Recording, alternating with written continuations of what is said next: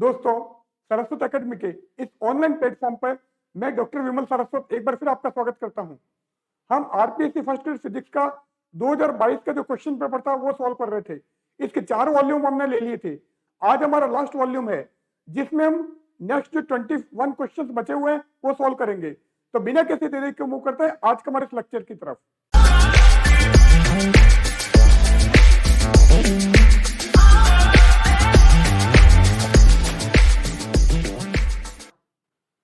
Now आज का जो हमारा फर्स्ट क्वेश्चन है वो है the following Poisson brackets with A and B as constants is equal to.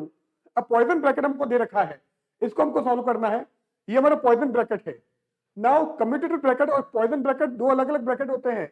Commutator bracket को हम स्क्वायर ब्रैकेट के फॉर्म में लिखते हैं और वहां पर क्या होता है, वहां पर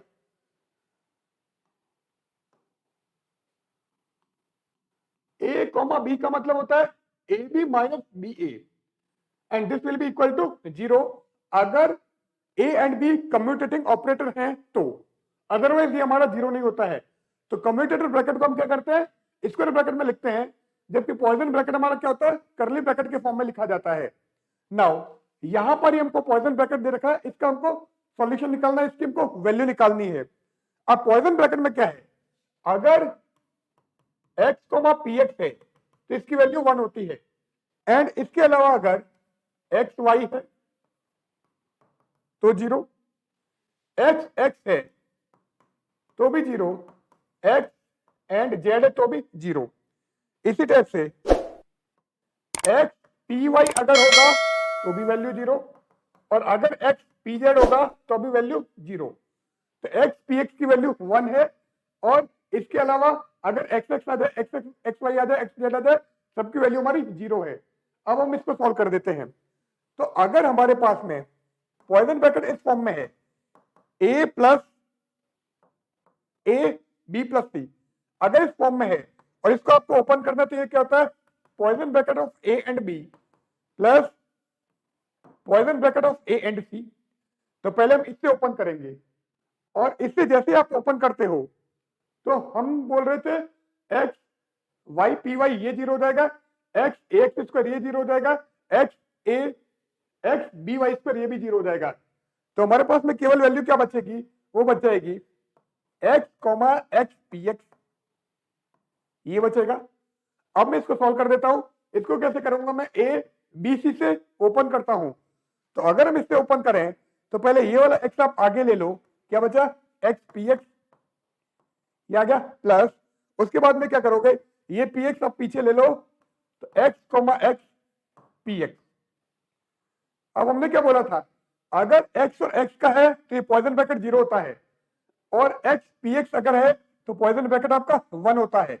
इसका मतलब ये वैल्यू हमको क्या मिल गई, ये जो वैल्यू हमको मिल जाएगी वो हो जाएगी x।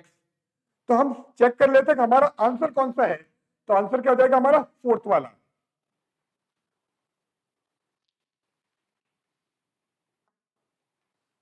ना नेक्स्ट क्वेश्चन पे चलते हैं। For a solid dispersion relation is written as. अब डिस्पर्सन रिलेशन हमको दे रखा है E, this is our dispersion relation where alpha 1, alpha 2 and alpha 3 are constants. ये हमारे constants हैं। The effective mass tensor in the matrix form is। अब effective mass tensor आपको निकालना है, तो effective mass हमको बेसिकली निकालना है। अब हम देख लेते हैं, अगर हमारे पास में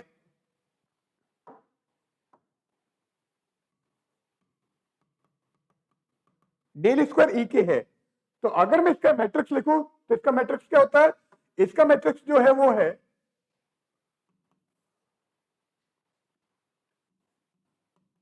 del two E by del K X square, del two E by del K X del K Y, del two E by del K X del K Z, ये हो गया। देन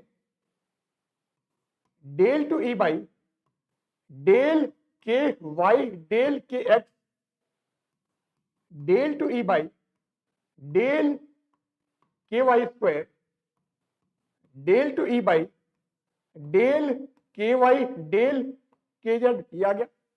अब आप थर्ड वाला ले लो, ये क्या हो जाएगा, del two E by del K Z del K X del two E by del K Z del K Y and del two E by del K Z square, ये K Z to, तो हमको ये मिल जाएगा।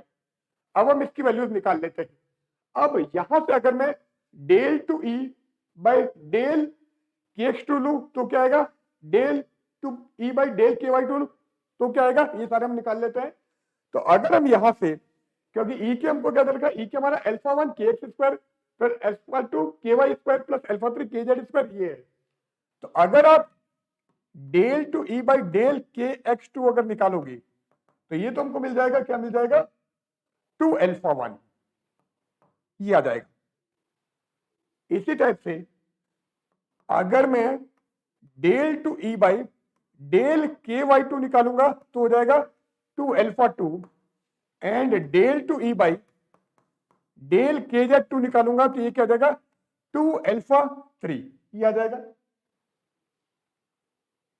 अब इसके अलावा हम किसी की भी वैल्यू निकालें तो सारी जीरो हो जाएगी। अब ये सारी वैल्यूज मैं यहां पर रख देता हूं, तो जैसे मैं वैल्यू ऊपर रखूंगा तो ये क्या बन जाएगा, ये हमारा हो जाएगा डेल टू ई के, सॉरी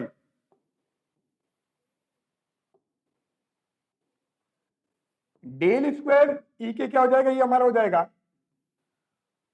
2 अल्फा 1, ये जीरो 0 2 अल्फा 2 0 0 0 2 अल्फा 3, ये हमको मिल जाएगा।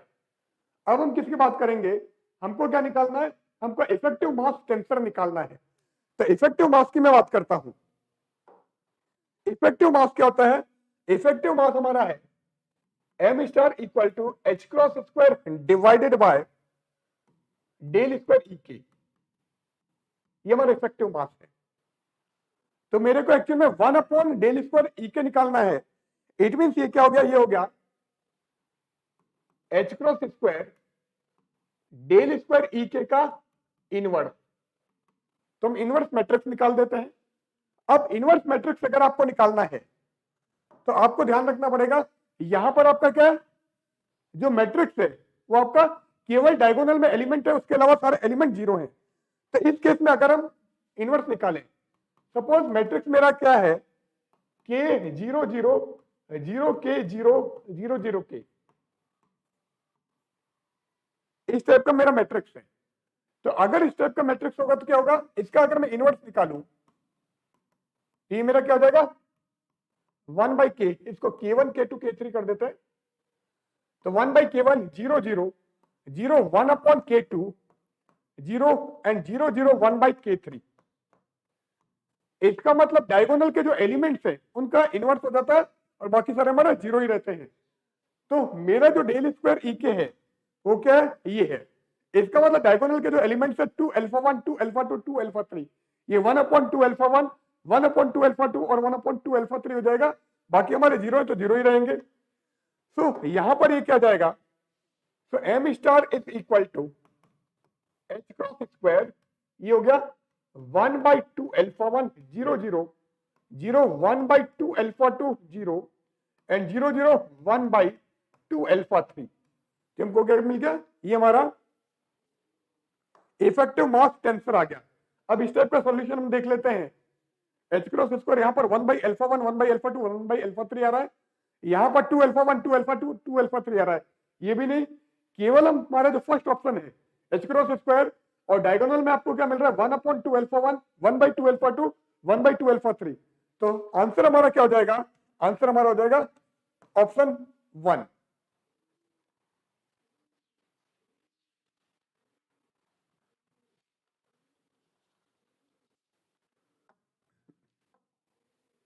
अब थर्ड जो क्वेश्चन है उसकी हम बात करते हैं। In an experiment A small block suspended from a rubber band and oscillating, small rubber band है वो हमने सस्पेंड कर रखा है और ऑसिलेट कर रहा है, has a period of 1.2 second, time period 1.2 second दे रखा है, and the amplitude of oscillation decreases by factor of 2 after 3 period. तो 3 पीरियड के बाद में ये आफ्टर एवरी 3 पीरियड क्या होता है, इसका जो एम्पलीट्यूड है 2 से डिक्रीज हो जाता है। The estimated value of quality factor Q of this system, quality factor आपको निकालना है। सिंपल हार्मोनिक मोशन का केस है, यहां पर आपका क्या रहा है, एम्पलीट्यूड कम हो रहा है, इसका मतलब डैम्प्ड हार्मोनिक ऑसिलेशन है। तो डैम्प्ड हार्मोनिक ऑसिलेशन हम यहां पर काम में ले रहे हैं। तो यहां पर इसने बोला है कि आफ्टर 3 पीरियड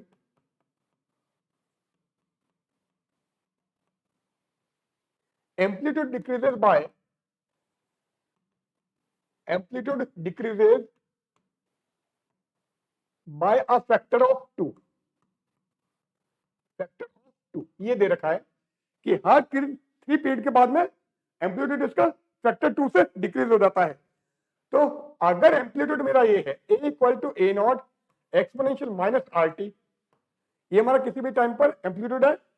अब हमने बोला है कि हर 3 पीरियड के बाद में एम्पलीट्यूड 2 कम हो जाता है।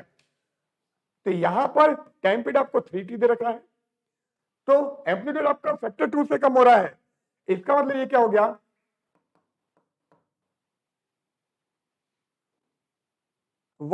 ए नॉट बाई 2 से कम हो गया तो 1/2 हो गया।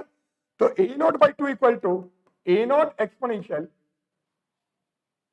माइनस टी की जगह आप 3t काम में ले रहे हो, टी क्या हो गया r इंटू 3t, ये आ गया। अब क्या बोला इसने, has a period of 1.2 second, time period में 1.2 दे रखा है, तो कैपिटल टी की जगह 1.2 रखो, ये हो गया a0 एक्सपोनेंशियल माइनस r, और आप इस t की जगह 1.2 रख रहे हो, तो ये क्या हो गया 3.6t। तो 3.6t मैं कर देता हूं, 3.6 r कर देता हूं, तो ये हो गया 3.6 r, ये आ गया।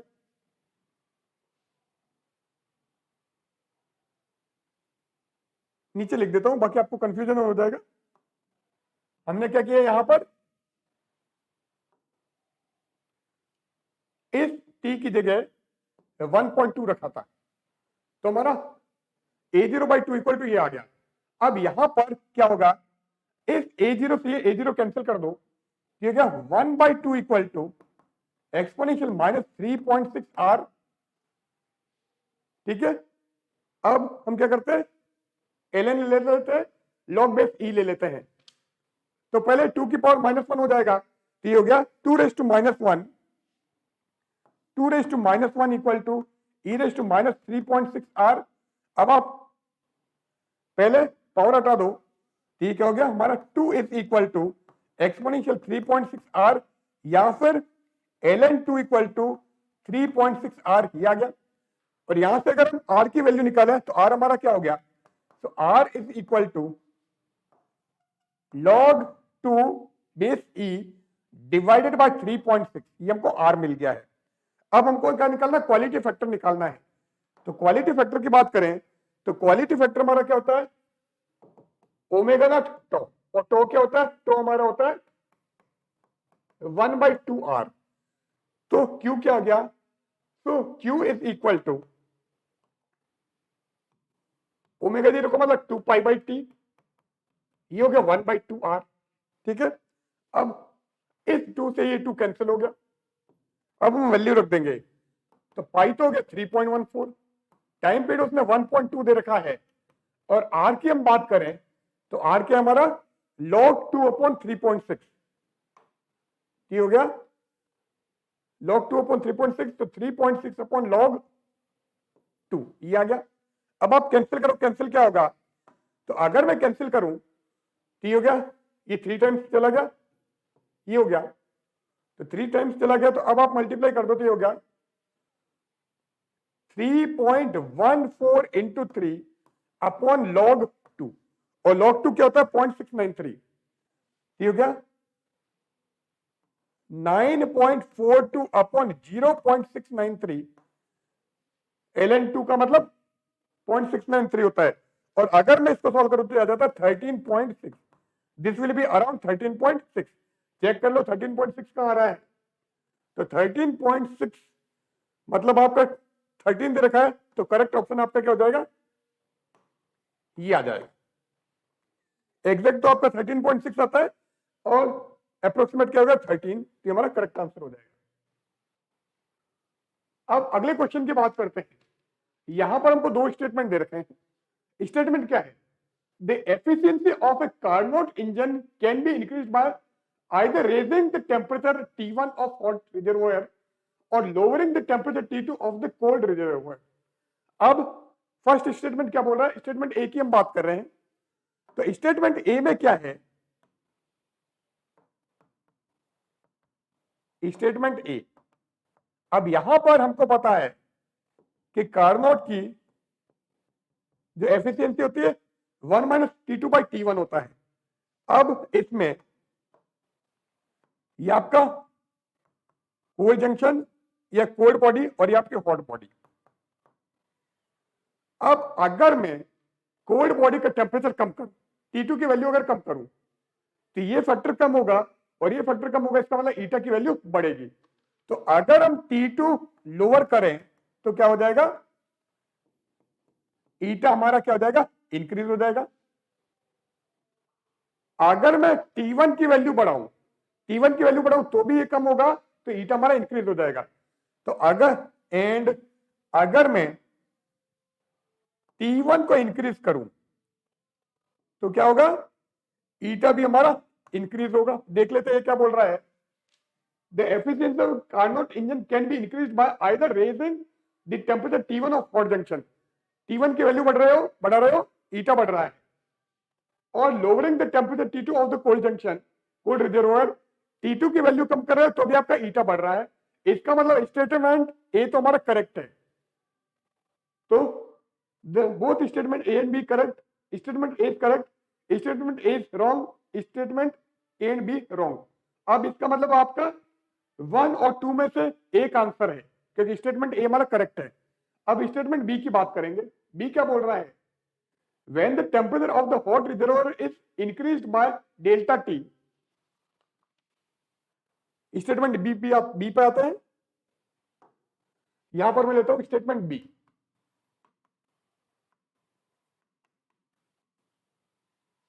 when the temperature of the hot reservoir is increased by delta T।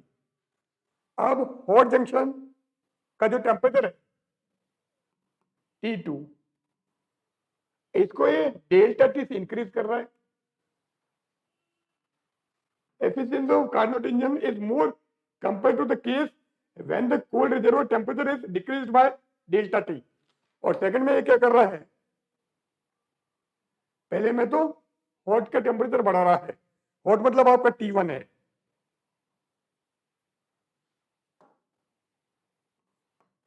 और फिर कह रहा है T2 की वैल्यू में कम कर दूं। अब दोनों चेक करेंगे। अगर मैं T1 को डेल्टा टी से बढ़ाता हूं तो क्या बोलता है? when the temperature of hot reservoir is increased by delta T, efficiency of Carnot engine is more compared to the case when the cold reservoir temperature is decreased by delta T। ये बोलता है अगर इसको मैं कम करूं और इसको मैं बढ़ाऊं, तो अगर मैं इसको बढ़ाता हूं तो उसकी जो एफिशिएंसी बढ़ेगी वो इसके कंपैरिजन में ज्यादा बढ़ेगी। इसको मैं चेक करता हूं। अब यहां पर हम क्या करते हैं? कुछ वैल्यूज ले लेते हैं। ठीक है, अब वैल्यू हम क्या ले लेते हैं? पहले मैं देखूं देख क्या हो गया। इस केस में यहां पर मैं ईटा 1 मान लेता हूं, यहां पर ईटा 2 मान लेता हूं। तो ईटा 1 तो क्या है? 1 माइनस T2, T1 का टेम्परेचर आप डेल्टा टी से बढ़ा रहे हो, एंड ईटा 2 क्या है? 1 माइनस T2 का टेम्परेचर आप डेल्टा टी से कम कर रहे हो। अब देख लेते हैं किस केस में आपकी एफिशिएंसी ज्यादा होगी।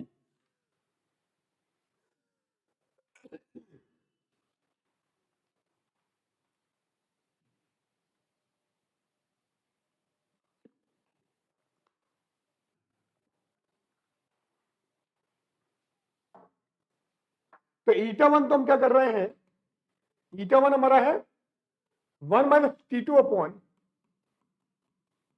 T1 प्लस डेल्टा टी, और ईटा 2 मेरा है 1 minus T2 minus delta T upon T1 ये है। अब मैं T1 T2 डेल्टा टी की कोई वैल्यूज मान लेता हूं, यहां पर वैल्यू रख के चेक कर लेता है किसकी वैल्यू आपकी ज्यादा होगी। तो हम क्या करते हैं?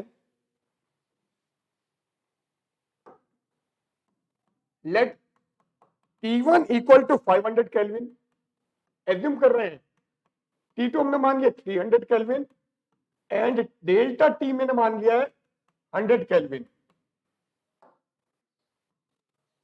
डेल्टा T क्या माना है? Delta T 100 kelvin.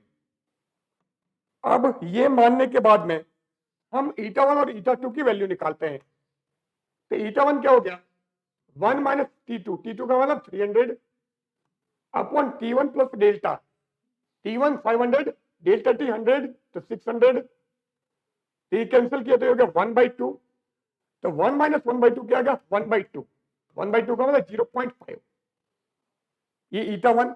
अब आप eta2 निकालो, eta2 equal to 1 minus T2 minus delta T, T2 300 delta T आपका 100 तो 200 डिवाइडेड बाय T1 कितना है 500, ये अब कैंसिल करो तो 00 से 00 कैंसिल हो गया, तो 1 माइनस 2/5 का मतलब हो गया 3/5 और 3/5 कितना होता है 0.6। तो क्लियर है कि यहां पर कि eta2 की वैल्यू आपकी eta1 से ज्यादा होगी। तो ये क्या बोल रहे हैं when the temperature of hot reservoir is increased by delta T, the efficiency of Carnot engine is more compared to the case when the cold reservoir temperature is decreased by delta T। तो statement हमारा क्या wrong है? तो statement A तो हमारा correct है, statement A correct और statement B हमारा क्या रॉन्ग। तो ऐसा ऑप्शन देख लेते हैं। फर्स्ट में बोल रहे हैं both A and B are correct, गलत है। Statement A is correct but B is wrong, तो करेक्ट ऑप्शन क्या हो गया हमारा सेकंड हो गया।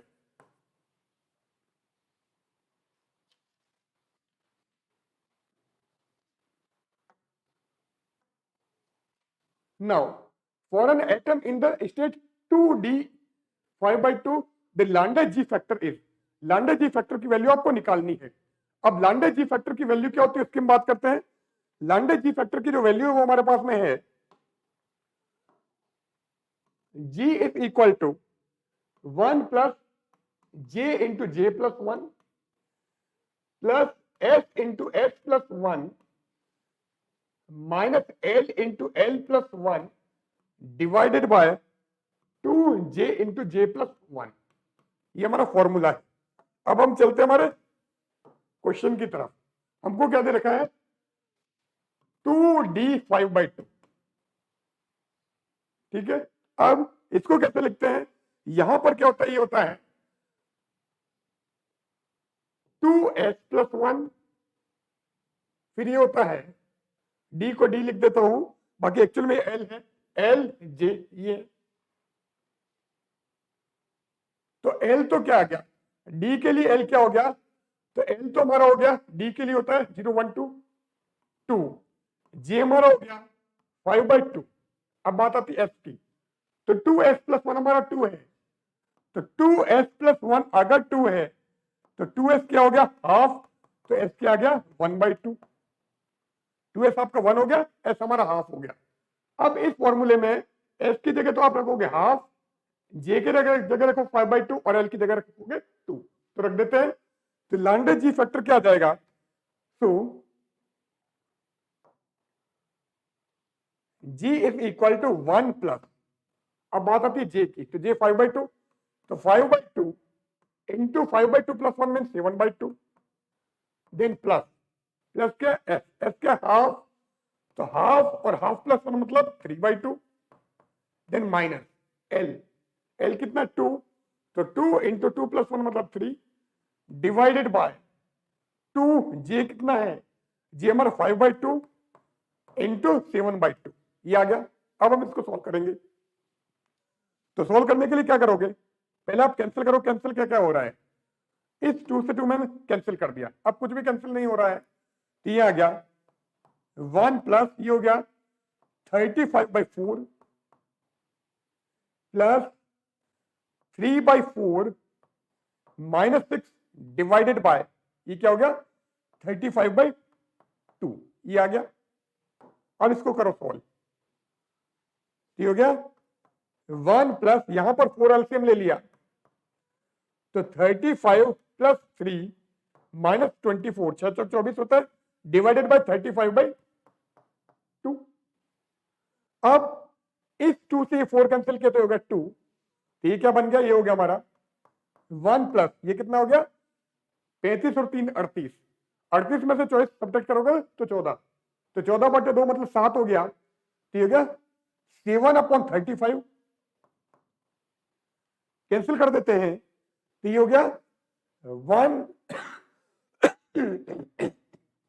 7 5 से 35, तो 1 प्लस 1/5 मतलब ये हो गया 6/5। चेक करो ऑप्शन कौन सा रहा है, 6/5 का मतलब ये हो गया 1.2, तो 1.2 देख लेते किधर आ रहा है, 1.2 हमारा हो गया ऑप्शन थर्ड में।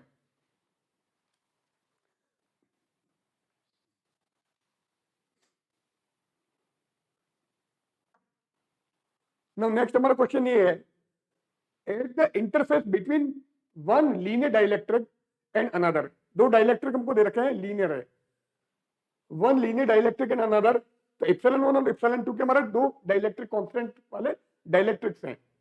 The electric field line bend, electric field line इस अकॉर्डिंग बेंड हो रही है, assuming there is no free charge at the boundary, boundary पर कोई भी फ्री चार्ज नहीं है, it can be shown that, अब उसके अकॉर्डिंग ये कौन सा रिलेशन होगा उसकी हम बात कर रहे हैं। अब जब रे एक मीडियम से दूसरे मीडियम में आती है, ये हमारा E1 इलेक्ट्रिक फील्ड, ये E2, ये θ1, ये θ2, एंगल हमेशा हमारा नॉर्मल के साथ में बनता है, the angle of incidence, the angle of refraction, dielectric constant ε1 और ε2 है।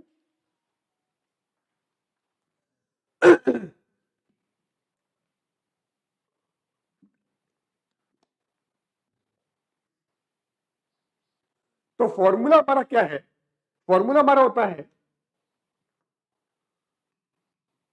tan θ1 upon tan θ2, angle of incidence upon angle of refraction is equal to first medium का डाइलेक्ट्रिक कांस्टेंट, सेकंड मीडियम का डाइलेक्ट्रिक कांस्टेंट। अब यहां पर देख लेते हैं, यहां पर क्या है, θ2 अपॉन θ1 दे रखा है, तो tan θ2 अपॉन tan θ1 क्या आ गया, ये हमारा हो गया ε2 अपॉन ε1, तो करेक्ट आंसर हो जाएगा हमारा, एक मिनट कुछ गड़बड़ है, 2/1, ठीक है, ऑप्शन हमारा सेकंड करेक्ट हो गया, तो करेक्ट आंसर हमारा ये वाला आ गया। नेक्स्ट पे चलो, नेक्स्ट में क्या दिया है, a man standing on A turn table, turn table पर है, is rotating at a certain angular frequency with his arms outstretch, तो पहले उसने आर्म स्ट्रेच से कर रखी है, फिर क्या कर देता है, he suddenly folds his arms, arm पहले उसकी यू थी, अब इसको एकदम ये यूं कर देता है, उस केस में क्या होगा, if fold his arms, if his moment of inertia with folded arm is 2/3 of that with outstretched arm, तो जब फैला रखी थी आर्म, उस केस में जो इसकी क्या है, मोमेंट ऑफ इनर्शिया है, वो क्या बोला है, if moment of inertia with folded arm, folded arm की मोमेंट ऑफ इनर्शिया आउटस्ट्रेच की जो मोमेंट ऑफ इनर्शिया उसकी क्या है 2/3 है, तो हमको चेक करना है कि कौन सा ऑप्शन हमारा करेक्ट है, with his rotational kinetic energy, rotational kinetic energy निकालेंगे, तो हम पहले उसका क्या है, ये हमारी टर्न टेबल एंड ये हमारा पर्सन खड़ा है, पहले उसने क्या किया है, आर्म को उसने आउट स्ट्रेच कर रखा है, ये हमारा क्या आउट स्ट्रेच, ये आउट स्ट्रेच कर रखा है, फैला रखी है। सेकंड टाइम क्या करता है, सेकंड टाइम की अगर बात करें तो हमारी टर्न टेबल, यहां पर हमारा पर्सन था, वो आपके स्टेप से फोल्ड कर देता आर्म, काइनेटिक एनर्जी हमको निकालनी है। अब रिलेशन क्या दे रखा उसकी बात करते हैं, तो यहां पर moment of inertia I1, angular speed ω1, यहां पर I2 एंड ω2 ये है। अब इसने क्या दे रखा है, if this moment of inertia with folded arm is 2/3 of that with outstretched arm, तो इसने बोल रखा है कि I2 की जो वैल्यू है I1 के 2/3 है, क्लियर है, ये हमको दे रखा है। This is given. Rotational kinetic energy निकालनी है जो कि हाफ आई ओमेगा स्क्वायर होता है। अब हम conservation of momentum, angular momentum लगा देते हैं। So from conservation of angular moment, angular momentum, कोणीय संवेग संरक्षण का नियम लगा रहे हैं। तो कोणीय संवेग संरक्षण का नियम क्या है? I1 omega 1 equal to I2 omega 2, ये है। अब वैल्यू रख दो। तो I1 omega 1 is equal to I2 क्या है? 2/3 ऑफ I1 ओमेगा 2, ये हो गया। अब I1 से I1 कैंसिल हो गया, तो ओमेगा 2 की वैल्यू हमको क्या मिल गई? सॉरी, ओमेगा 1 मिल गया हमको 2/3 ऑफ ओमेगा 2, ये आ गया। अब आप काइनेटिक एनर्जी निकालो। जब आर्म फैला रखिए तो K1 ले लेता हूं, तो half I1 omega 1 square is equal to half I1 क्या है? I1 हमारा I1 ही है, ओमेगा 1 दिया है 2/3 ऑफ ओमेगा 2, तो इसका स्क्वायर।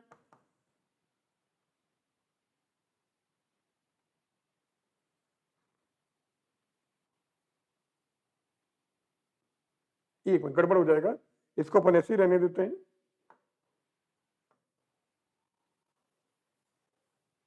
क्योंकि I1 और I2 का मिक्स हो जाएगा, इसलिए हमको देखना पड़ेगा। तो यहां पर मैं एक्चुअल में क्या करता हूं, यहां पर मैं ओमेगा 2 की वैल्यू निकाल लेता हूं। तो यहां से ओमेगा 2 क्या हो गया? 3/2 ऑफ ओमेगा 1, ठीक है। अब सब 2 की वैल्यू 1 की टर्म में आ जाएगी। तो K1 तो ये हो गया। अब K2 की अगर बात करें तो half I2 omega 2 square, half I2 कितना है? I2 हमारे पास में 2/3 ऑफ I1 एंड ओमेगा 2 क्या है? 3/2 ऑफ ओमेगा 1, ये आ गया। करेक्ट को सॉल्व। तो यहां पर ये 2/3 और ये 9/4, तो 3/2 बच जाएगा। इसको मैं अगले पेज में ले लेता हूं, चलो। तो K2 क्या हो गया? K2 हमारे पास में था हाफ 2/3 I1, 2/3 I1 इंटू ये क्या हो गया? ये हो गया हमारा 9/4 ओमेगा 1 स्क्वायर। तो 9/4 ओमेगा 1 स्क्वायर, चेक करो क्या कैंसिल हो रहा है? ये 2 से 2 कैंसिल हो गया, ये 3 3 जा 9, ये भी कैंसिल हो गया। तो यहां पर हो गया ये 1/2 ऑफ 3/2 I1 ओमेगा 1 स्क्वायर। इसको ऐसे नहीं लिखते, ऐसे लिखते हैं, देखो 3/2 बाहर ले लो, है ना।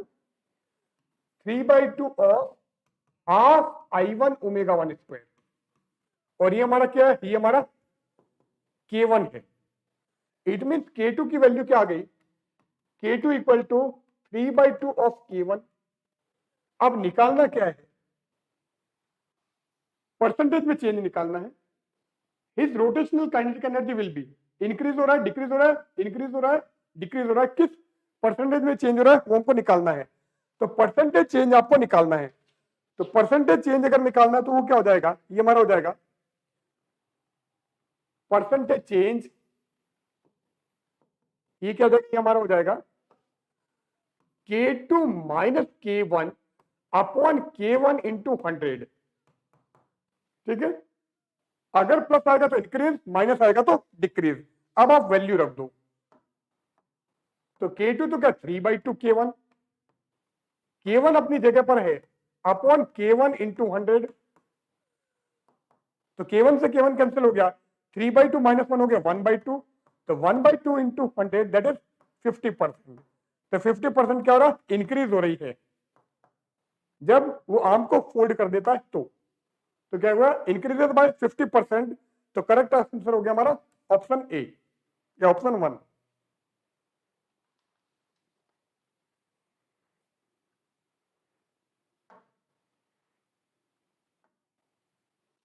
अब नेक्स्ट क्वेश्चन हमको थोड़ा देखना पड़ेगा।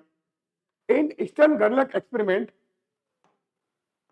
ईस्टर्न गर्लक एक्सपेरिमेंट है, a beam of silver atom, मास दे रखा है M not passes through a region of width delta x. Delta x reason से पास हो रहा है इन a direction of original beam, original beam के डायरेक्शन में डेल्टा एक्स विड्थ वो रीजन क्रॉस कर रहा है। In this reason a magnetic field gradient is set up along Z direction. Z direction में आपने मैग्नेटिक फील्ड ग्रेडियंट सेट कर रखा है। Beam enters this region with speed v, v speed से एंटर करती है and atoms get deflected by distance delta Z. Delta Z distance से वो डिफ्लेक्ट हो जाते हैं। When they leave this region, जब रीजन से बाहर निकलते हैं, तो जैसे रीजन से बाहर निकलते हैं डेल्टा जेड एंगल से क्या होता है, डेल्टा जेड से डिफ्लेक्ट हो जाता है, डेल्टा जेड डिफरेंस डिस्टेंस से। The magnetic field gradient is then dB by dz आपको निकालना है ईस्टर्न गर्लक एक्सपेरिमेंट में। अब ईस्टर्न गर्लक एक्सपेरिमेंट में डिफ्रैक्शन हो रहा है तो क्या होता है, ईस्टर्न गर्लक एक्सपेरिमेंट में अगर मैं डिफ्रैक्शन की बात करूं, विवर्तन की बात करूं, तो वो हमारा क्या होता है, delta Z equal to half A T square. पहले मैं ये फॉर्मूला काम में ले रहा हूं, ये एक्चुअली में किससे आया है, this is H equal to U T plus half A T square. Initial velocity 0, acceleration या तुरंत ए मान लिया, टाइम टी ले लिया, तो डेल्टा जेड हमारा हाफ एटी स्क्वायर हो गया। अब ए हमारा होता है फोर्स अपॉन मास, ये लगाएंगे, और टाइम क्या हो जाएगा, डेल्टा एक्स अपॉन वी, क्योंकि वी वेलोसिटी से जा रहा है और डेल्टा एक्स डिस्टेंस वो ट्रेवल कर रहा है, डेल्टा एक्स डिस्टेंस उस रीजन में ट्रेवल कर रहा है, तो टी की जगह ये आ जाएगा। इट मीन डेल्टा जेड क्या हो गया, half F by M into delta X upon V का होल स्क्वायर, ये आ गया। थोड़ा और अरेंज कर देता हूं, तो डेल्टा जेड क्या हो गया, ये हमारा हो गया 1/2m delta X by V का होल स्क्वायर इंटू एफ। इसको हम इक्वेशन 1 कर देते हैं। अब मैग्नेटिक फील्ड में पोटेंशियल एनर्जी की मैं बात करता हूं, तो मैग्नेटिक फील्ड में अगर पोटेंशियल एनर्जी हम लें तो वो क्या होती है,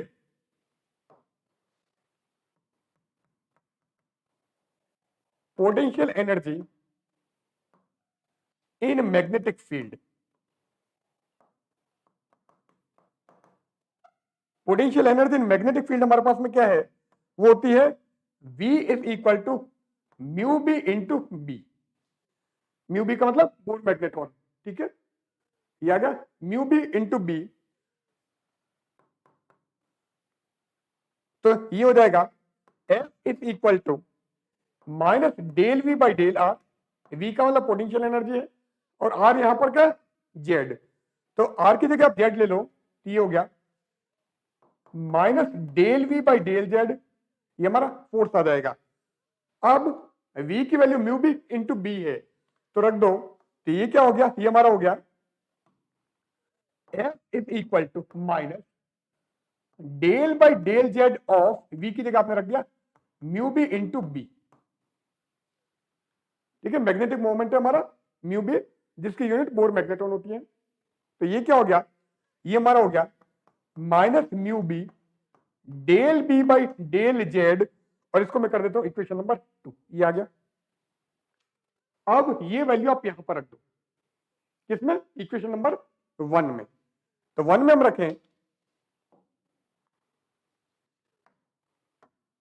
तो 1 क्या हो गया, 1 हमारा हो गया delta Z equal to 1/2m, ये था, साथ में था delta X upon delta X upon V, तो डेल्टा एक्स अपॉन वी का होल स्क्वायर, और एफ हमने निकाला है, वो हमारा है एफ क्या था, minus mu B del B by del Z, ये हमारा एफ है। अब म्यू बी की वैल्यू क्या होती है, म्यू बी जो होता है वो होता है E H cross upon twice M E, ये हमारा म्यू बी है, और m की जगह आपको m नॉट दे रखा है, तो m की जगह तो आप m नॉट रखोगे और म्यू बी की जगह ये रखोगे, तो जैसे मैं यहां पर रखूं ये क्या हो जाएगा, डेल्टा बी बाई मैं डेल्टा जेड निकालता हूं इज इक्वल टू, यहां पर सॉल्यूशन में नेगेटिव नहीं दिया, नेगेटिव छोड़ दो आप, ट्वाइस एम, एम का मतलब एम नॉट, ये आ गया ट्वाइस एम नॉट, और म्यू भी आपका जा रहा है नीचे, तो ये म्यू भी अभी मैं वैल्यू रख दूंगा। अब क्या बच गया, delta B by delta Z हो गया twice M naught delta Z divided by mu B, और डेल्टा एक्स अपॉन वी, तो v अपॉन डेल्टा एक्स का होल स्क्वायर। अब आप वैल्यू रखो, तो twice M naught delta Z, mu B की जगह आ गया E H cross into twice M E, ये रख दिया, और v बाई डेल्टा एक्स का स्क्वायर, और ये हमारा क्या हो गया, ये हो गया 4 M naught M E delta Z V square divided by E H cross delta X का होल स्क्वायर, और ये हमारा आंसर कहां पे है, ये है डीबी बाई डीजेड या delta B by delta Z, जो भी आप बात करोगे, 4 कहां पे, 4 केवल फर्स्ट में हमको मिल रहा है, तो ये वाला ऑप्शन हमारा करेक्ट है। 4 M naught M E delta Z V square upon E H cross delta X का होल स्क्वायर, करेक्ट ऑप्शन हमारा फर्स्ट आ जाएगा।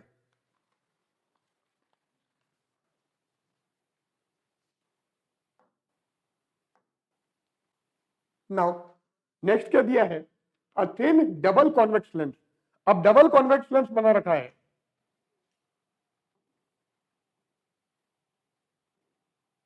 ये डबल कॉन्वेक्स लेंस हो गया,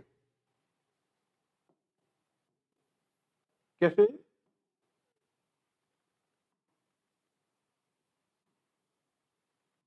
ये डबल कॉन्वेक्स लेंस, अब यहां पर इसके रिफ्लेक्टिव इंडेक्स हमने म्यू मान लिया,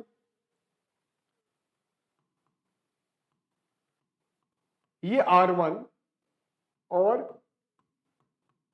ये R2, ये होता है a thin double convex lens has surface of radius of curvature 25 centimetre each, तो ये भी आपके 25 है और ये भी आपके 25 है, केवल प्लस माइनस का चक्कर पड़ेगा, आपका ये लेफ्ट में होगा तो ये माइनस और ये आपका प्लस, ठीक है, तो R1 तो आपका माइनस आर होगा और R2 आपका प्लस आर होगा, ये आपको ध्यान रखना है।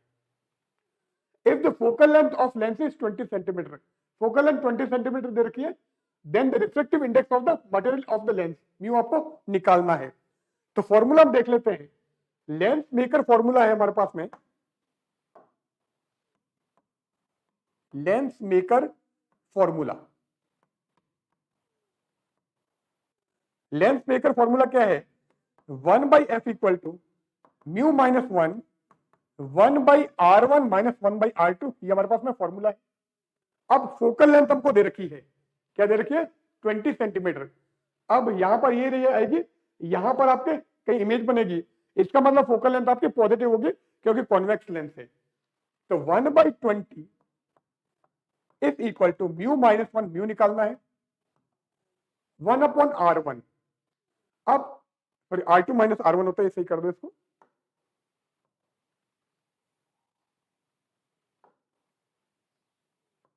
R2 माइनस R1, तो 1 अपॉन R2, R2 आपका पॉजिटिव है और क्या दिया 1 बाई 25 सेंटीमीटर दे रखा है, तो ये हो गया 1 अपॉन 25,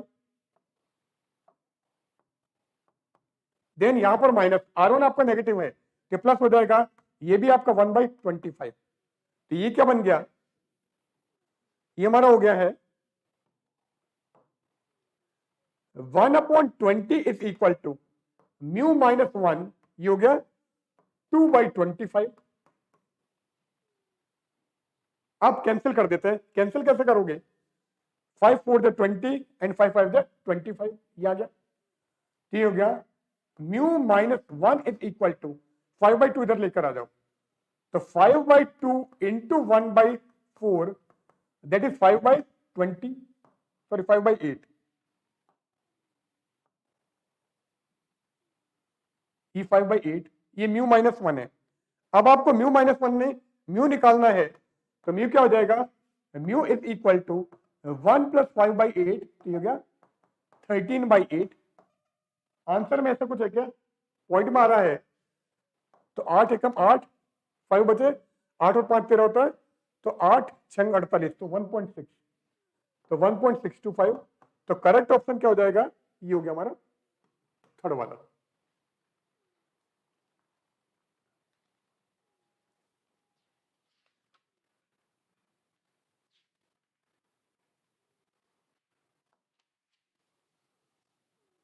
नेक्स्ट हमारा क्या है, radioactive nucleus A with half life T decays into a stable nucleus B.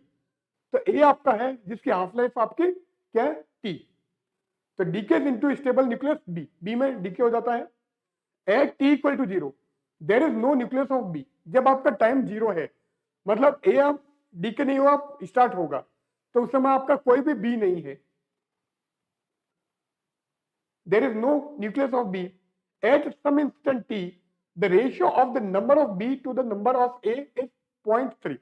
किसी टाइम t पर Na और Nb का जो रेशियो है वो क्या दिया, 0.3, then t is given by, t की वैल्यू हमको निकालनी। अब हमको क्या दे रखा है, हमको इसने दे रखा है कि किसी टाइम t पर Nb और Na का रेशियो आपका 0.3 है, ठीक है, ये कर लेंगे। और फॉर्मूला क्या होता है, N A equal to N zero E की power minus R T minus lambda T कर दो। ए अब डी क्यू में स्टार्ट करेगा, ठीक है, जब टी इक्वल टू 0 तो कोई भी बी का एलिमेंट नहीं है। एन बी अगर निकालना है तो टोटल में से आप एन ए को सब्ट्रैक्ट करोगे तो आपका एन बी आ जाएगा। टी क्या हो गया, एन जीरो ब्रैकेट में 1 माइनस ई की पावर माइनस लेमडा टी, ये आ गया आपका एन बी। अब N A minus N B तो हमको दे रखा है, तो N B upon N A क्या आएगा, एन जीरो से एन जीरो कैंसिल हो गया, तो 1 minus E raised to power minus lambda T upon E raised to power minus lambda T, और इसकी वैल्यू आपको 0.3 दे रखी है। सॉल्व करते हैं, तो सॉल्व करोगे तो क्या होगा, ये इसके ऊपर ई की पावर लेमडा टी ये आ गया, -1 इक्वल टू 0.3, तो E raised to minus lambda T minus E की पावर लेमडा टी -1.3 आ गया, तो यहां से हमको क्या मिल गया, ई रेस्ट टू लेमडा टी हो गया 1.3। अब आप दोनों साइड में लॉग ले लो, तो जैसे ही मैं लॉग लूं ये क्या हो गया, lambda T is equal to log of 1.3, और निकालना क्या आपको, टी निकालना है, तो टी यहां से आ जाता है हमारा लॉग ऑफ 1.3 अपॉन लेमडा। अब बात आती है लेमडा की, इसने क्या दे रखा है, ठीक है, radioactive nucleus A with half life T, half life T दे रखा है इसका, किसका, ए का, तो हमको क्या दिया है, हमको दे रखा है टी हाफ क्या होता है, वो होता है हमारा log 2 अपॉन लेमडा, ये हमारा हाफ लाइफ का फॉर्मूला होता है, और ये हमको टी दे रखा है, तो लेमडा की वैल्यू मैं यहां पर रखूंगा, तो यहां से अगर मैं लेमडा निकालूं तो लेमडा क्या हो गया, लेमडा हमारा हो गया है log 2 upon T, log 2 upon T, तो लेमडा हो गया, और हमने साथ में क्या निकाला है, हमने निकाला टी इक्वल टू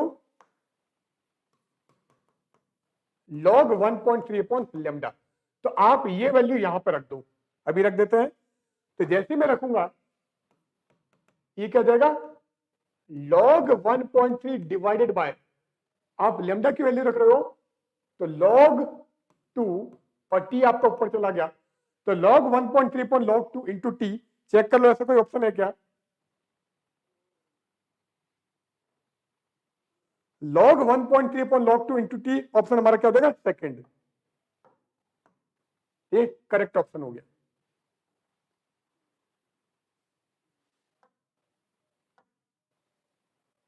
अब नेक्स्ट क्वेश्चन पे चलते हैं, the dispersion relation for piano string can be written as, dispersion relation हमको दे रखा है, where alpha is a positive small positive quantity, then which of the following is correct, VP phase velocity है, VG हमारी group velocity है, तो आपको यहां पर फेज वेलोसिटी की वैल्यू निकालनी है, ठीक है, तो वीपी हम देख लेते हैं, देखो फेज वेलोसिटी क्या होता है, फेज वेलोसिटी हमारा होता है VP is equal to omega by K, and group velocity होती है D omega by D K. ये phase velocity and group velocity के फॉर्मूले होते हैं। अब आपको ये डिस्पर्सन रिलेशन दे रखा है, तो वीपी निकालोगे ओमेगा बाई के, वो क्या आ जाएगा, इसका रूट ले लो, तो root of T square by mu plus alpha K square ये आ जाएगा। अब यहां पर इसने रूट टी बाई म्यू को बाहर ले रखा है, बाहर ले लेते हैं, देखो टी बाई म्यू है, टी स्क्वायर नहीं, गलत लिख दिया मैंने। तो टी बाई म्यू को मैं अगर बाहर लूं तो रूट टी बाई म्यू, और अंदर क्या आ जाएगा 1 plus alpha K square T upon mu ये पावर हाफ, ऐसा कुछ है क्या।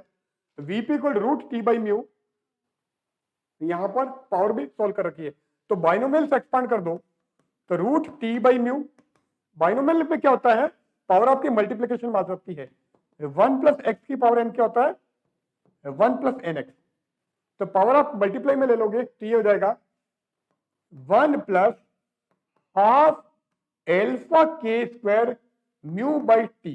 चेक करो ऐसा है, ऑप्शन है क्या 1 plus alpha K square mu by 2t, तो ऑप्शन हमारा सेकंड करेक्ट हो जाएगा। तो करेक्ट आंसर क्या आ गया, ये हो गया हमारा, ये करेक्ट आंसर।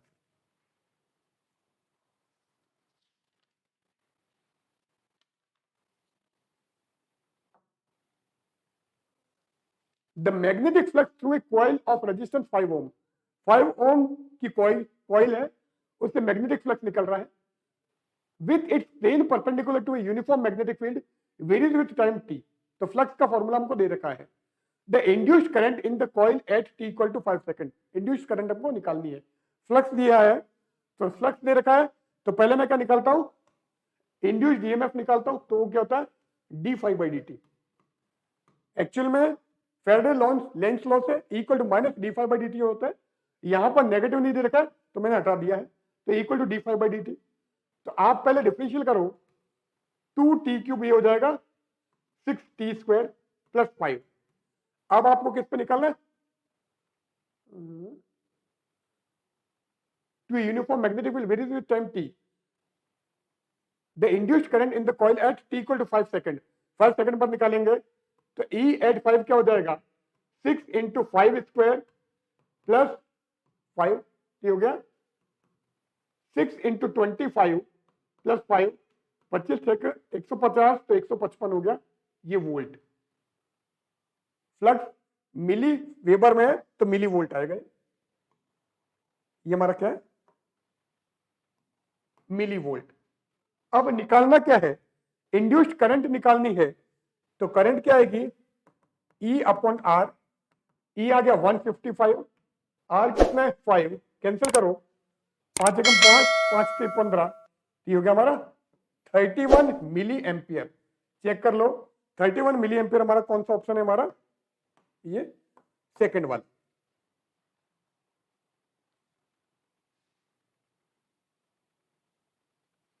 अगला देख लेते हैं, अगला क्वेश्चन क्या है, a particle of rest mass m0 and relativistic speed v collide with a stationary particle। अब दो पार्टिकल हमारे पास में है,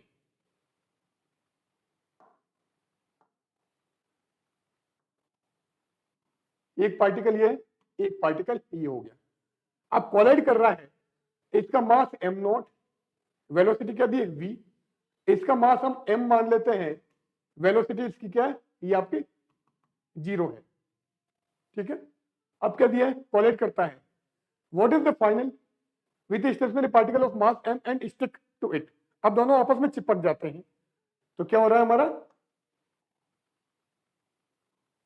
ये और ये दोनों आपस में चिपक गए हैं, ये चिपक गए, ठीक है।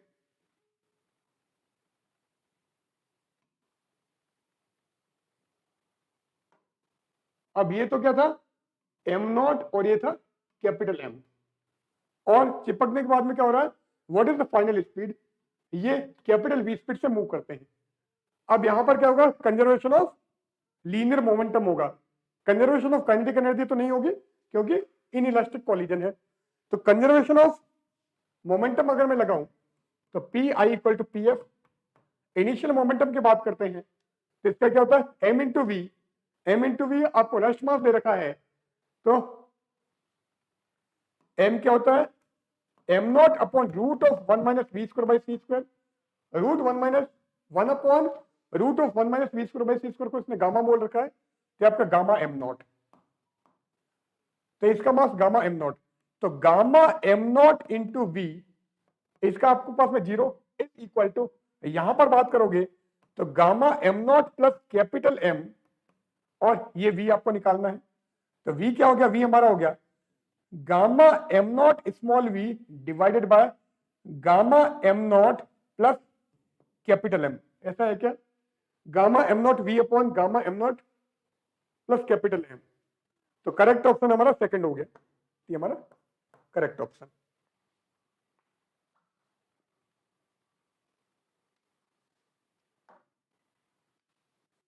The least cutoff frequency of TEMN wave for a rectangular waveguide, rectangular waveguide हमको दे रखा है और cut off frequency, least cut off frequency क्या दिया है, the least cut off frequency of TEMN, ये हमारी वेव है, इसकी लीस्ट कट ऑफ फ्रीक्वेंसी आपको निकालनी है और रेक्टेंगुलर वेवगाइड हमारे पास में है जिसका डायमेंशन 5/4 सेंटीमीटर दे रखा है, तो लीस्ट कट ऑफ फ्रीक्वेंसी अगर आपको निकालनी है तो wave guide cut off frequency की मैं बात करता हूं तो फॉर्मूला हमारे पास में क्या है, फॉर्मूला है F C equal to omega by two, sorry C by two, C by two root of M by A का whole square plus N by B का होल स्क्वायर, ये हमारी कट ऑफ फ्रीक्वेंसी है। अब least cut off frequency बोला है TEMN में, now least cut off frequency की बात कर रहे हैं TEMN में, तो least of cut off frequency के लिए ये होता है TE10,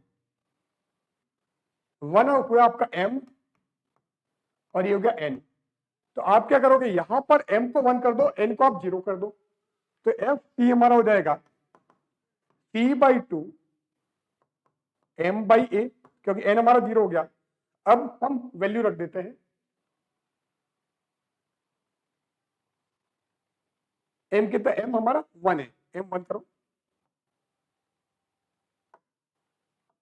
ये 1, यहां पर हमने M को 1 कर दिया, N को 0 कर दिया, अब C की वैल्यू तो 3 × 10⁸ 2, A कितना दिया है, A दिया हमको 5 सेंटीमीटर, तो 5 × 10⁻², ये हो गया, ये हो गया 5 × 10, ये हो गया 10⁻7, ये हो गया 3 × 10⁹ हर्ट्ज, दैट इज 3 गीगाहर्ट्ज। अब 3 गीगाहर्ट्ज हमारा कहां पर है, ये हमारा ऑप्शन 2।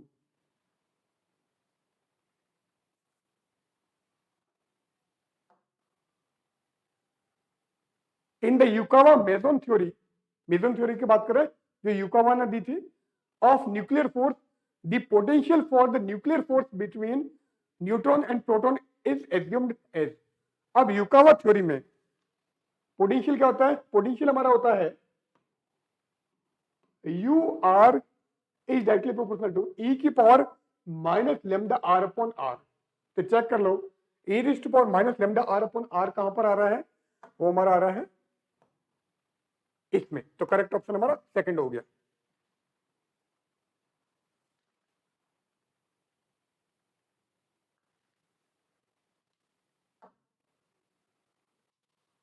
अब यहां पर क्या है, the magnetic field of magnitude of the magnetic field at A perpendicular distance of 20 centimetre for a long straight wire, अब लॉन्ग स्ट्रेट वायर हमारे पास में है, ये हमारा वायर हो गया, करंट इसमें से कितनी फ्लो हो रही है 35 एम्पियर, ये फ्लो हो रही है, the magnitude of the magnetic field at a perpendicular distance of 20 centimetre, ये P ये हमको 20 सेंटीमीटर दे रखा है, तो आपको क्या निकालना है, मैग्नेटिक फील्ड निकालना है। तो स्ट्रेट वायर में मैग्नेटिक फील्ड की अगर बात करें तो फॉर्मूला हमारा क्या है, mu naught I upon 2 pi R. ये स्ट्रेट वायर का केस है। अब वैल्यू रख दो, तो B equal to mu naught तो क्या 4 पाई इंटू 10 की पावर -7, करंट दे रखी 35 एम्पियर डिवाइडेड बाय 2 पाई, और आर कितना दिया है, आर हमारा 20 सेंटीमीटर, तो 20 इंटू 10 की पावर -2 ये आ गया। अब कैंसिल करते हैं, ये 2 पाई, ये 2, ये 2, ये हो गया 10, ये आ गया हमारा 35 इंटू, ये नीचे 10 की पावर -1, ऊपर 10 की पावर -7, तो 10 की पावर -6, ठीक है, ये हो जाएगा टेस्ला।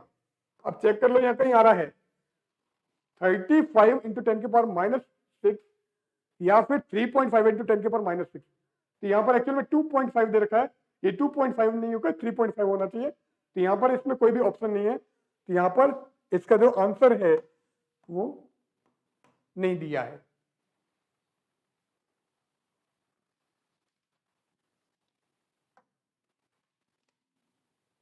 अगले में चलो, the extension versus load graph for a wire of length L and radius R in a straight line passing through the origin as shown. अब हमको लोड और एक्सटेंशन का ग्राफ दे रखा है, y equal to mx plus C होता है, y equal to mx plus C, यहां पर ओरिजिन से पास हो रहा है तो c आपका 0, तो y इक्वल टू mx, ये हमको ग्राफ दिया है।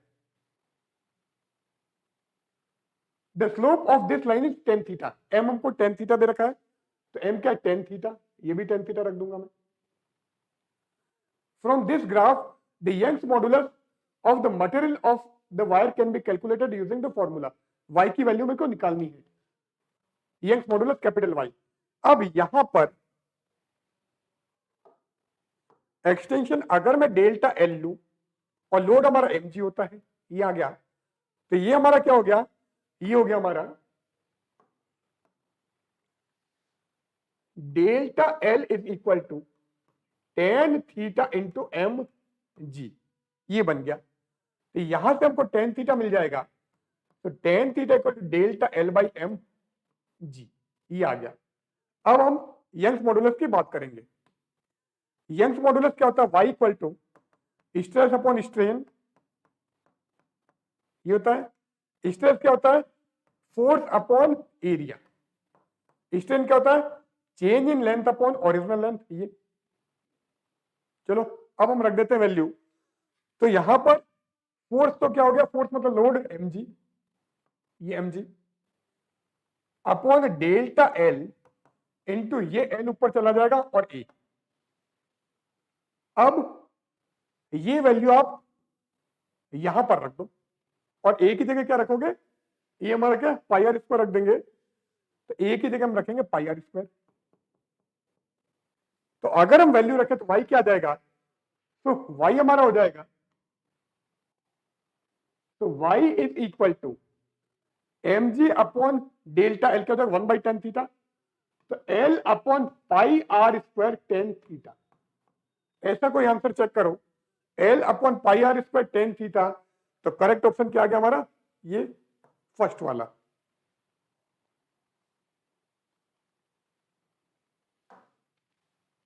नेक्स्ट क्वेश्चन की बात कर रहे हैं, तो यहां पर क्या दिया है, consider a cubic crystal for it the Miller indices for a plane parallel to Y axis and Z axis are.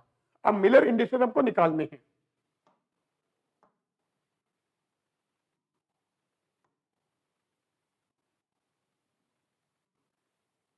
ये हमको क्यूब दे रखा है, ये क्यूबिक क्रिस्टल। अब क्यूबिक क्रिस्टल में ये O, ये X, ये Y और ये Z, ठीक है। Consider a cubic crystal for it the Miller indices for a plane parallel to Y axis. Y axis के पैरेलल क्या होगा, वाई एक्सिस के पैरेलल हमारा होगा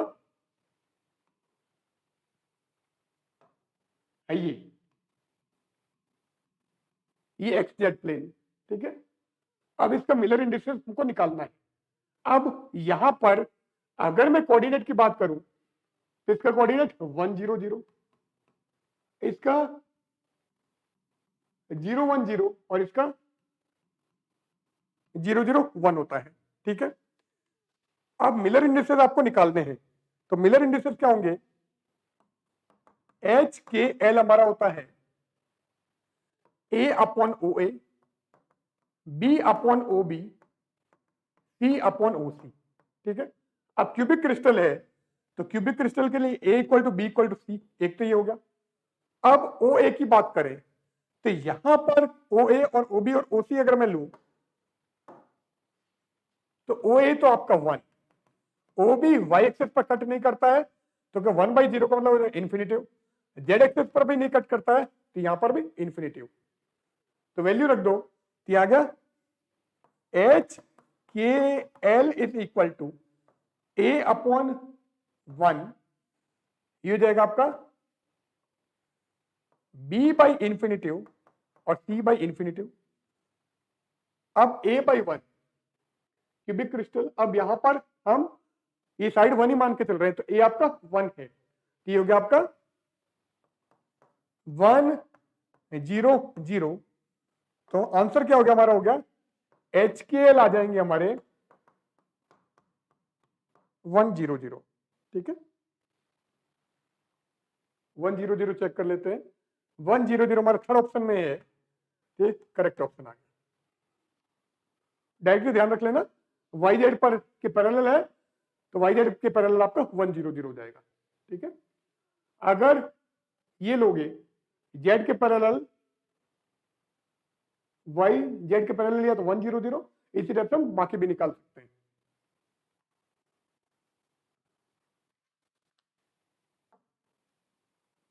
Now, a full wave rectifier with a load resistance RL is connected in series with a inductor filter. अब inductor filter यहां पर है, इंडक्टर फिल्टर सीरीज में है, उस फुल वेव रेक्टिफायर के सीरीज में हमने इंडक्टर फिल्टर लगा दिया है। The peak value of applied input voltage आपका Vm है, एंगुलर फ्रीक्वेंसी ओमेगा है, RMS value of AC component of load, हमको लोड करंट की आरएमएस वैल्यू को निकालनी है। अब इसके लिए आपको ध्यान रखना है, फिल्टर में क्या होता है, इन फिल्टर IAC की बात कर रहे हैं तो होता है EAC divided by twice J omega L minus 1/2 J omega C plus RL, ये आपको ध्यान रखना पड़ेगा। और EAC की बात करते हैं तो EAC क्या होता है, EAC हमारा होता है 4/4 EM/3 पाई cos 2 omega T, omega T लिख देता हूं, वैसे cos 2 ओमेगा टी होता है, ये आ गया। अब हम यहां से अगर IAC की बात करें तो IAC क्या हो गया, ये हो गया 4 EM cos omega T divided by 3 पाई और ब्रैकेट में 2 जे omega L minus 1/2 J omega C plus RL। अभी हम एल फिल्टर की बात नहीं कर रहे, सिंपल बात कर रहे हैं। अब अगर मैं इसकी एवरेज वैल्यू निकालू, IRMS आपको निकालना है, तो IRMS क्या होगा, रूट ऑफ IAC स्क्वायर का एवरेज वैल्यू लोगे और उसका रूट निकालोगे, तो स्क्वायर की एवरेज वैल्यू निकालो तो यहां पर केवल कॉस स्क्वायर ओमेगा टी का एवरेज वैल्यू आएगा, बाकी किसी का भी नहीं आएगा। और कॉस स्क्वायर ओमेगा टी की अगर मैं एवरेज वैल्यू निकालूं तो होती है 1/2। ठीक है, तो कॉस स्क्वायर ओमेगा टी आपका 1/2 हो जाएगा, बाकी एज इट इज रह जाएंगे, तो वैल्यू रख देते हैं। तो ये क्या हो गया, ये हमारा हो गया, सारी वैल्यूज आप रख दो,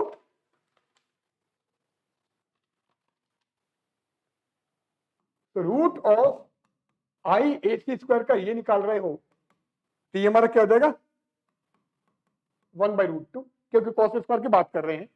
अब सारी वैल्यू आप ले लो, देखो तो IRMS क्या हो गया, कॉस स्क्वायर की तो हमने 1/√2 निकाल ही दी, कॉस स्क्वायर की एवरेज वैल्यू तो 1/2, उसका रूट ले लिया तो 1/√2 हो गया।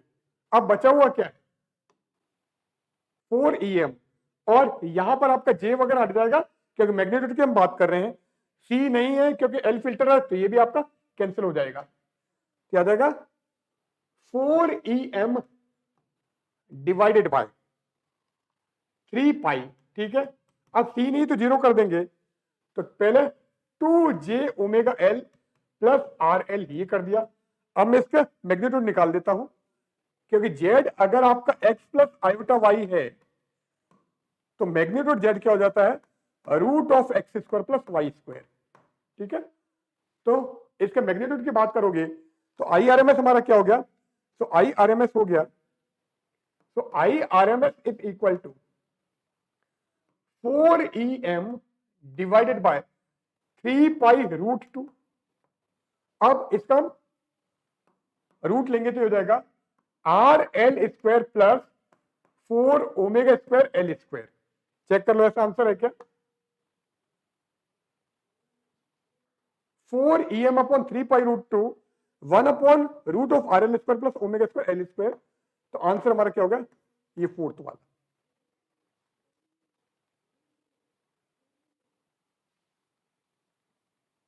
ना चेक करें, देखो 4 आ रहा है साथ में, यहां पर आपका 4 नहीं है, तो करेक्ट ऑप्शन हमारा ये सेकंड हो गया, फोर्थ नहीं है।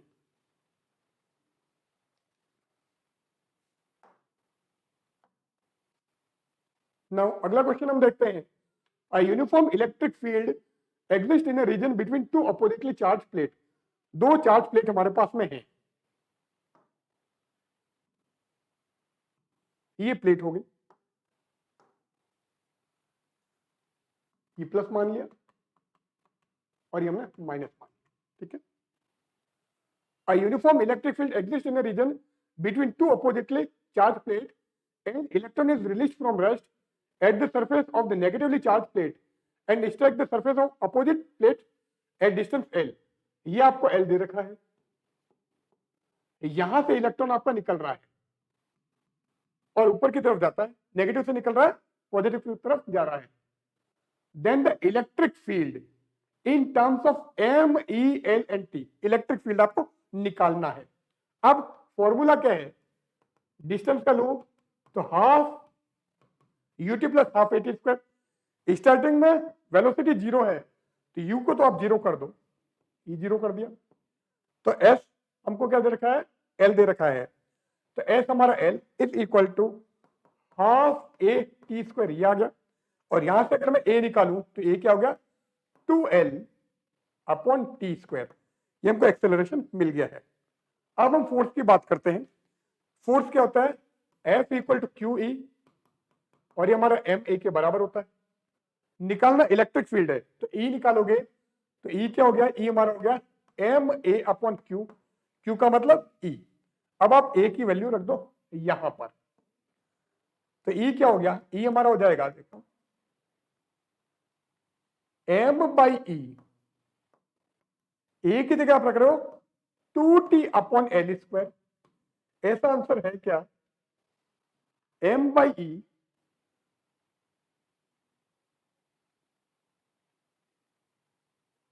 2t नहीं 2l बाई टी स्क्वायर। सही करो इसको, जल्दी जल्दी में गड़बड़ हो जाता है, आराम से करना। तो 2l अपॉन टी स्क्वायर, तो नीचे तो आपका ई टी स्क्वायर, नीचे ई टी स्क्वायर इसमें आ रहा है, टाइम इसमें डेल्टा टी दिया था, मैंने टी ले लिया, डेल्टा टी काम में ले लो, और नीचे ई डेल्टा टी स्क्वायर और 2l E T square 2ml upon ई डेल्टा, आंसर आपका ए हो जाएगा। तो करेक्ट ऑप्शन क्या हो गया, ये हो गया हमारा फर्स्ट वाला। इसने क्या किया, यहां पर टी की जगह डेल्टा टी दिया है, तो आप क्या करो,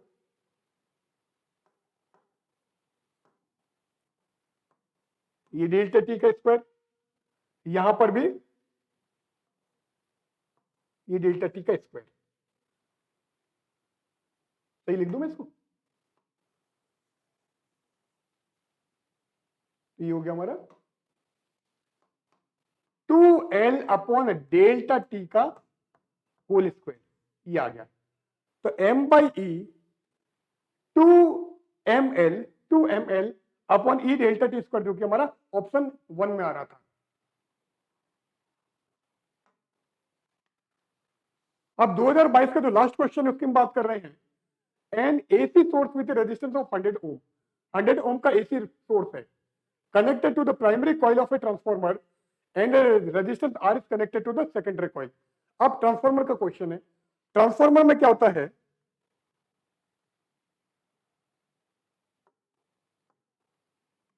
तो फॉर ट्रांसफॉर्मर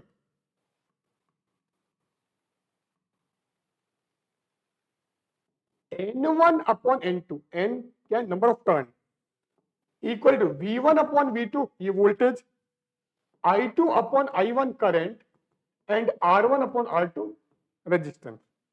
तो केवल करंट में उल्टा है, बाकी सब 1/2 है। अब if the transformer has 500 turns in its primary coil, N1 आपको 500 दे रखा है and 100 turns in secondary, secondary में आपको 100 टर्न दे रखा है। इसका मतलब N1 अपॉन N2 आपको क्या दे रखा है, 500 अपॉन 100, जो कि 5 हो गया। The greatest power will be dissipated in resistor R if. अब ग्रेटेस्ट पावर की बात कर रहा है, तो ग्रेटेस्ट पावर या पावर लॉस के लिए क्या होगा, एनर्जी लॉस हमारा मिनिमम होना चाहिए। ठीक है, ग्रेटेस्ट पावर के लिए पावर लॉस या एनर्जी लॉस मिनिमम होना चाहिए। The greatest power will be dissipated in resistor R. ठीक है, तो आपको क्या करना है, for greatest power P1 equal to P2 करो, प्राइमरी की पावर और सेकेंडरी की पावर इक्वल हो। अब P1 क्या होता है, P1 I1 स्क्वायर R1 ये होता है, एंड P2 क्या है, P2 हमारा I2 स्क्वायर R2 ये है। क्लियर है। अब हम वैल्यू रख देते हैं, देखो तो यहां पे क्या हो गया, ये हो गया I1 square R1 is equal to I2 square R2। अब आपको I1 की वैल्यू निकालनी है, तो यहां से अगर मैं देखूं तो N1 अपॉन N2 आपका I2 अपॉन I1 है, N1 अपॉन N2 हमारा क्या है, I2 बाई I1, और N1 बाई N2 क्या आपका 5। इट मींस अगर हम I1 की बात करें तो I1 क्या आ जाएगा, I1 हो गया हमारा I2 by 5, I2 by E5 ये हो गया। तो I1 की जगह आप I2 बाई 5 रख दो, तो ये क्या हो गया,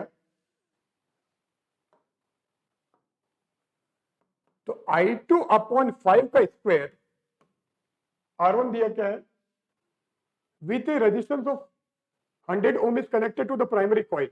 प्राइमरी कॉइल में हमारा 100 ओम है, 100 is equal to I2 square R2 ये।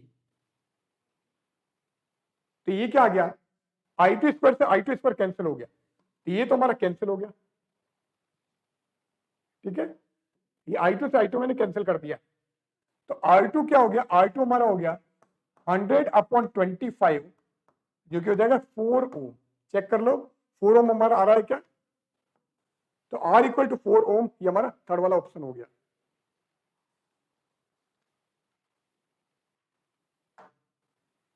तो इसी के साथ आज हमारा ये लेक्चर एंड होता है।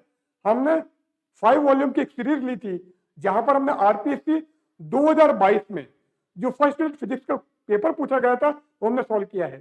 तो इस लेक्चर को लाइक कीजिएगा, शेयर कीजिएगा, और अगर आपको ये सारा कंटेंट फुल मोड में चाहिए तो हमारा जो ऐप है सरस्वती अकेडमी, इसको डाउनलोड कीजिए, वहां पर आपको नोट्स भी मिल जाएंगे। तो इस टाइप से हमारा ये पूरा पेपर सॉल्व हो गया है। तो पहले 1 2 3 4 वॉल्यूम हमने लिए थे, उन वॉल्यूम को भी आप देख लेना, और 5th वॉल्यूम हमारा ये हो गया है। तो सारे क्वेश्चंस हमने डिस्कस कर लिए। अगले लेक्चर में फिर मिलते हैं, तब तक के लिए गुड बाय।